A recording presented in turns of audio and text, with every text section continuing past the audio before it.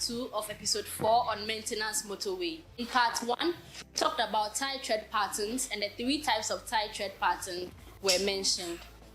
We also explained symmetric or multi-directional ties and their characteristics. Today, we will talk about asymmetric and directional ties and their characteristics. Stay tuned.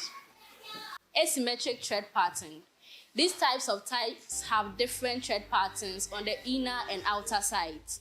The outer tread has large blocks which are best for giving them grip in the dry and enhanced cornering stability, whereas the inner tread has smaller blocks and more grooves to displace water, which is best for giving them grip on a wet road. This means the tie is designed to perform well in wet and dry conditions. However, because of the 2 different tread patterns, unlike the symmetric ties, these ties must be placed in a specific way when mounted on the car.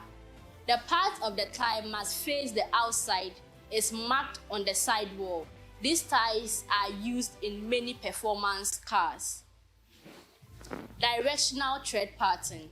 Ties with directional tread patterns feature an arrow-like pattern and are designed to roll only in one direction. They also have an arrow marked on the sidewall to indicate the direction in which they must be fitted. The arrow-shaped design of the tread pattern facilitates faster displacement of water. Hence, they are brilliant in wet conditions and are widely used on winter ties. That's all for today. In the next episode, we will talk about the importance of always inspecting your ties. As usual, don't drink and drive, don't text and drive, but always practice defensive driving. Thank you for watching.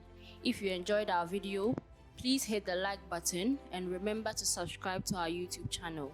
Follow us on all our social media pages: Instagram, Facebook, LinkedIn, Twitter and TikTok at Autoshag Ghana for other educational content.